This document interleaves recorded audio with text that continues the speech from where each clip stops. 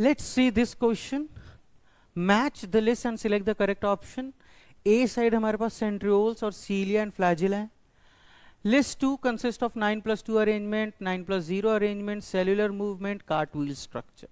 देखिए, जब हम लोग cilia and flagella के बारे में पढ़ते हैं तो वो जो है वो माइक्रोट्यूबुलर अरेंजमेंट जिनसे वो बने हुए होते हैं, जो कोर, उसके कोर जिसको एक्सोनीम हम लोग बोलते हैं, वो स्ट्रक्चर, ठीक है, इनके केस में सीलिया और फ्लैजिला दोनों ही के केस में इट शोज 9 plus 2 अरेंजमेंट. कैसे? देखो जब हम सेंट्रियोल सॉरी दिस सीलिया फ्लैजिला के बारे में भी बता रहा हूं, यहां पर ये जो सेंट्रल शीथ होता है उसके सेंट्रल में दो माइक्रोट्यूब्यूल्स इस तरीके से आपस में कनेक्टेड होते हैं. सेंट्रल शीथ से कनेक्टेड होते हैं इस तरीके से पेरिफेरल माइक्रोट्यूब्यूल्स, इस तरीके से.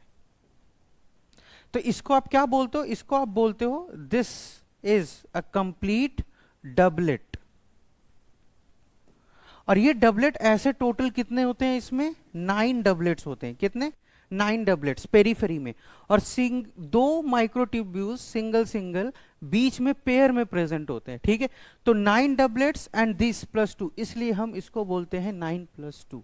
तो 9 plus 2 किसके लिए हो जाएगा? सीलिया एंड फ्लैजिला के लिए. ठीक है, जब हम सेंट्रियोल्स का ये स्ट्रक्चर पढ़ते हैं तो वहां पे सेंट्रल पे माइक्रोट्यूब्यूल्स ना होके प्रोटीनिशियस हब होता है, एक सिलिंड्रिकल स्ट्रक्चर. ठीक है, तो वो प्रोटीनिशियस हब और उससे रेडियल स्पोक्स के थ्रू कनेक्टेड होते हैं ऐसे ही पेरीफेरी में, मगर वहां पे डबलेट नहीं होंगे, वहां पे ट्रिपलेट्स होते हैं. 9 पेरीफेरी पे ट्रिपलेट्स माइक्रो. तो अब सेंटर में तो माइक्रोट्यूब्यूल है नहीं, तो वहां पर आप क्या लिख दोगे सेंट्रियोल्स के केस में? In case of centrioles we write 9 plus 0. 9 periphery triplets है तो वहां पे,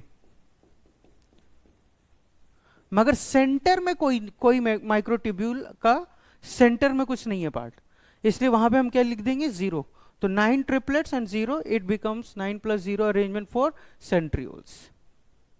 ठीक है, इसमें से हम अगर सेल्यूलर मूवमेंट की बात करें तो वो इनका काम होगा, बी का. ठीक है, कार्ट व्हील जैसा स्ट्रक्चर, जब ये स्ट्रक्चर पूरा ड्रॉ करते हैं हम लोग तो it appears like a cart wheel structure. ठीक है, तो ये चल जाता है फिर सेंट्रियोल्स के पास.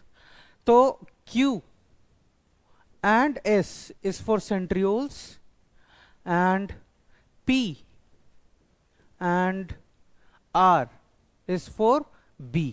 देखते हैं A के लिए क्या है? QS और B के लिए PR. Option B. So the correct option for this question is option B.